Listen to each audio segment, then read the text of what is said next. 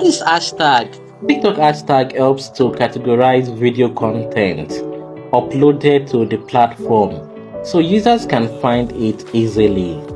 Someone searching for the hashtag gaming on TikTok, for example, can discover video content related to gaming. Or if someone searching for the hashtag PTD, they will find content related to BTS songs.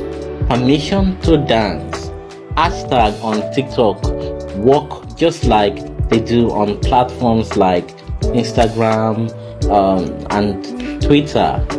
Adding a certain hashtag to a video will make the content discoverable when someone search for the hashtag. This allows users to join in on trending or relevant conversation using the right hashtag.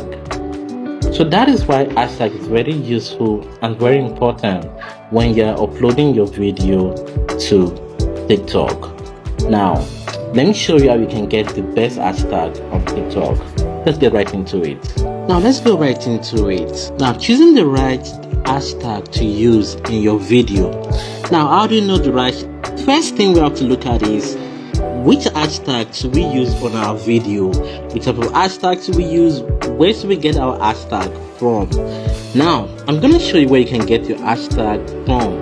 Now, depending on your niche, let's say you're into exercise or you're into tech review, you're going to choose a hashtag that is related to what you do. So come up to the search bar up here, click on it. So once you click on it, come right to the search and type in what your niche is. Maybe you're into tech or what your video will be about. Let's say I'm making a video on website development or HTML. Let's type it in. So you can get HTML for beginners, HTML and CSS, HTML tutorials. But what we're looking for is the hashtag.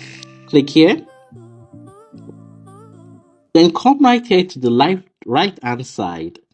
Click on it. And boom.